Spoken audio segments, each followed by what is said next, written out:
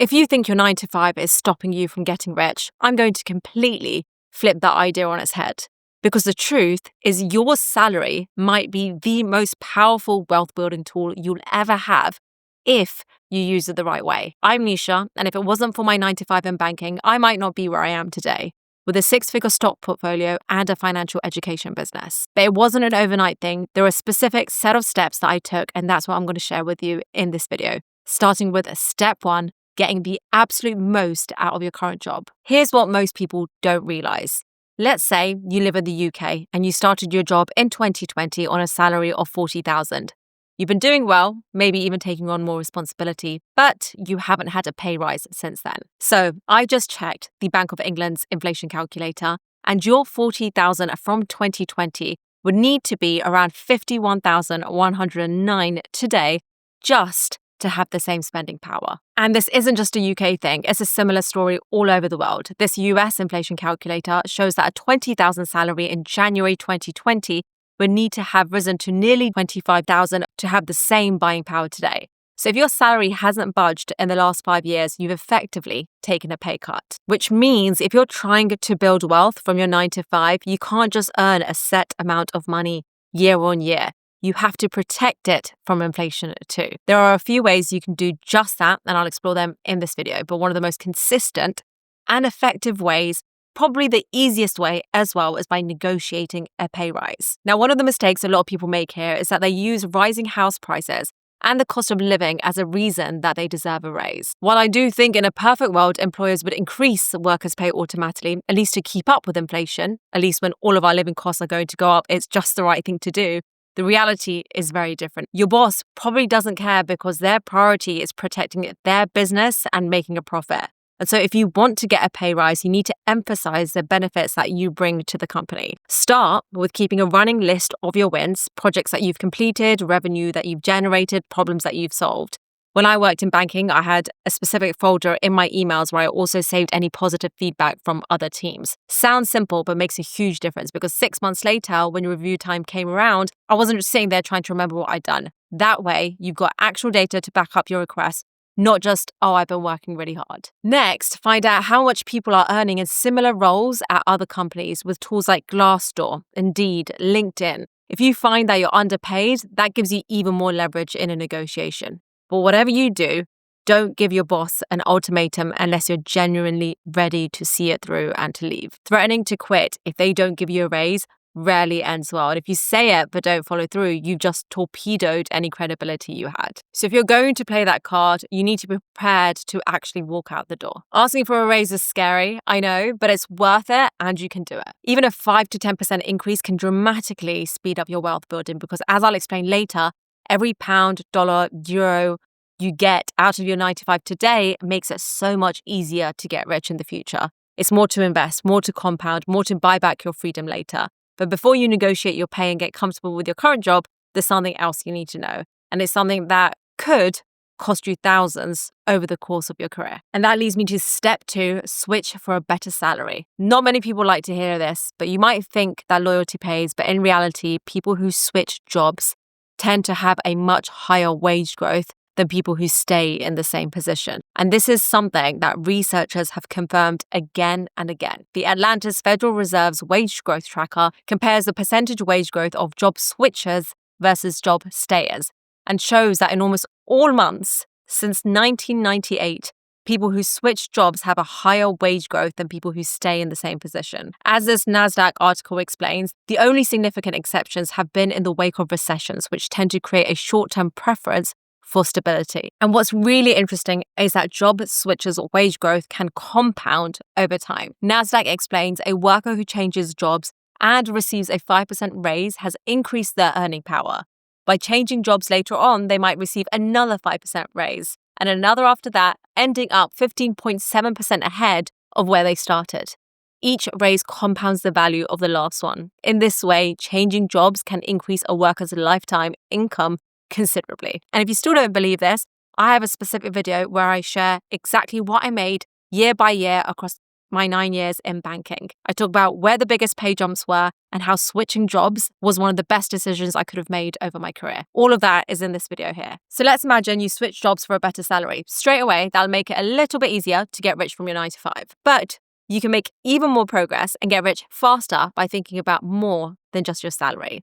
There are so many other things that you can negotiate. Take your pension, for example. Many employers will match your own pension contributions up to a certain point. Some will go even further and contribute 7, 8, 10% of your salary or even more, even if your own contributions are lower than this. This can make a huge difference to your ability to build wealth for the future. So if you're going for a job interview, it's a really good idea to ask about the workplace pension and take this into account before accepting the job. You might also want to ask about healthcare. This is particularly important in the US, but even in the UK and other parts of the world, there are plenty of employers who offer private healthcare packages that can not only improve your health, but also save you money over the course of your career. Another wealth building tool to ask about during the interview process is stock options, which is when your employer gives you the chance to buy shares in the company, often at a discounted price. If the business performs well, those shares can grow significantly in value over time, turning part of your compensation into a pretty big investment. Some companies even offer profit sharing schemes where a percentage of the company's profits are distributed among employees each year as well. So just don't underestimate how valuable all of these can be. These perks can quietly add tens of thousands to your long-term benefits and your long-term wealth. But before you take the leap and accept an exciting new job with an amazing salary, there is something else you need to think about. And I know what I'm about to say might sound like a massive contradiction, but in some cases, these benefits can be more of a curse than a blessing. And that leads me to step 3, escape the golden handcuffs. We all know how easy it is to become trapped in a low-paying job and feel like it's just difficult to get out. But not many people realize until it's too late that it's also possible to become trapped in a high-paying job as well. There's even a name for it. It's called the golden handcuffs. It's when a job pays you so well or gives you so many perks that it becomes really hard to leave, even if you hate it.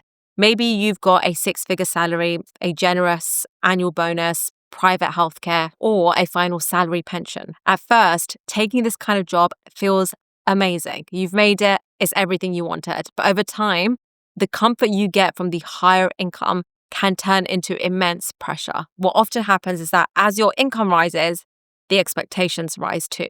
You start working longer hours, taking on more responsibility, telling yourself, it's worth it because of the money. But before you know it, you could end up stuck in a job that you absolutely hate and you're scared to leave because of the potential knock on your financial security or the lifestyle that you've built. It's a trap that so many high achievers fall into. And it's not just because of the money itself, it's the lifestyle that comes with it. You upgrade everything around you, from your home, your car, your holidays, your social circle. Everything changes, and soon your whole identity is built around maintaining that level of success. So even if you're miserable, the idea of quitting just feels impossible. And in fact, in an interview with the BBC, one Canary Wharf banker said, I got sucked into the prestige and that it made me sound impressive to others. And I'd become so used to the type of numbers people made in banking being normal that I assumed that was just how much you needed to be financially okay. It sounds familiar. That's the bad news. The good news is that there are ways to loosen the golden handcuffs grip, because unlike the trap of low-paid work, high-paid work gives you everything you need to build financial independence. So here are 3 steps to protect yourself if you find yourself in this position.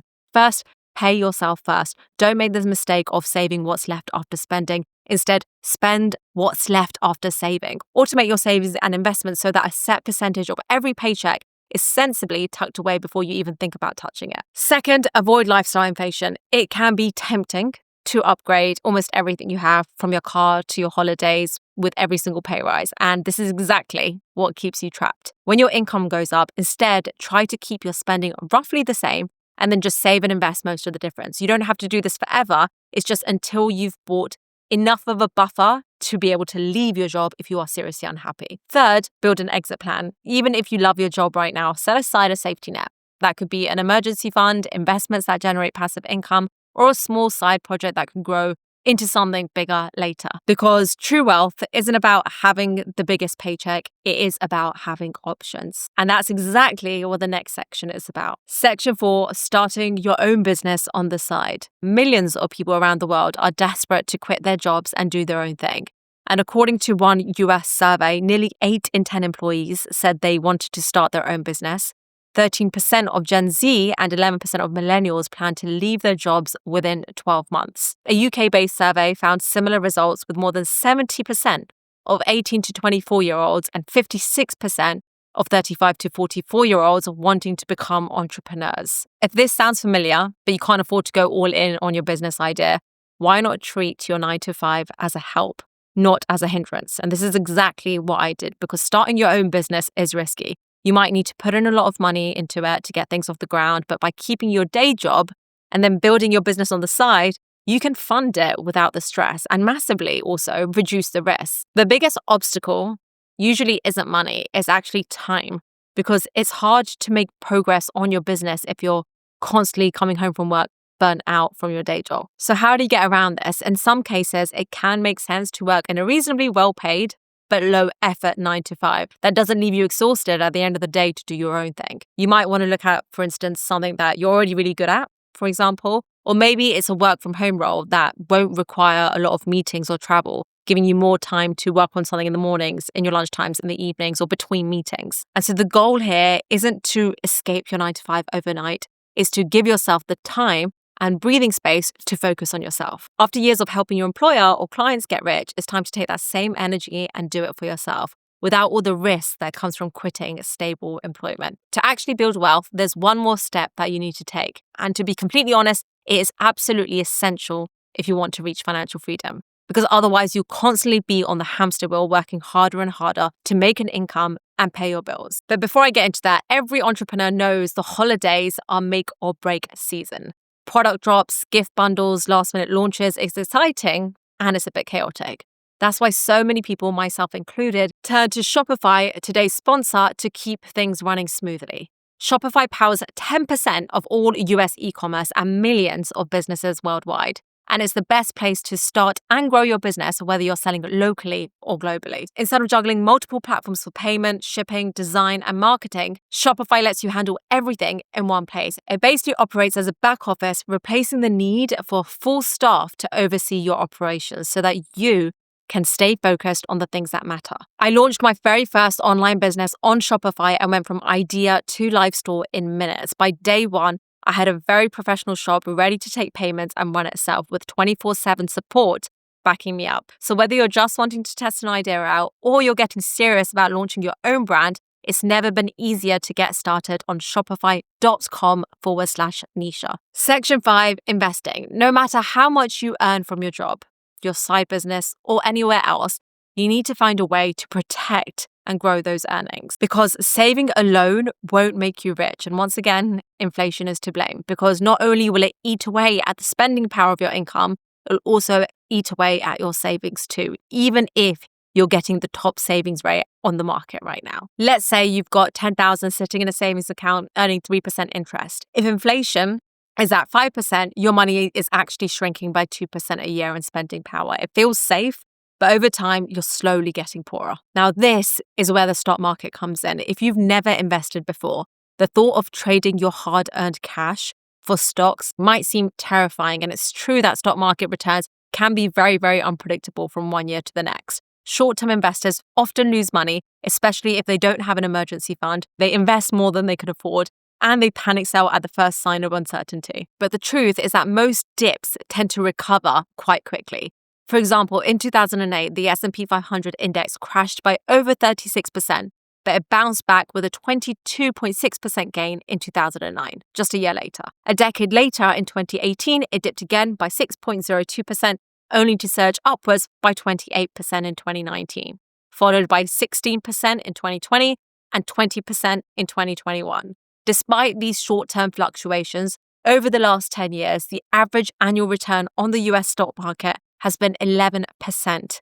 Over the last 20 years, it's been 8.87%, and over the last 30 years, it's been 9.3%. And so if you want to get rich from your 9 to 5, it really pays to be a part of this. If you invested just $300 a month and earned an average annual return of 10%, you'd have around $623,787 after 30 years. Increase your monthly investment to $500 a month and you'd have over $1 million. So now you can see how your 9 to 5 can lead to real wealth over time. Have a play around with an investment calculator like the one that I've got on the screen. And imagine if you increased your monthly investments each time you got a pay rise or a new job. Invest $850 a month and you'll be a millionaire within 25 years, despite only contributing $255,000 yourself. If you're not sure where to start, one of the simplest options is an index fund. It's basically a basket of hundreds of even thousands of companies bundled into one investment. It's low cost, well diversified, and designed to track the market rather than beat it, which ironically is what helps it outperform most active investors. And once you've opened an investment account and made your first investment, automate your monthly investments.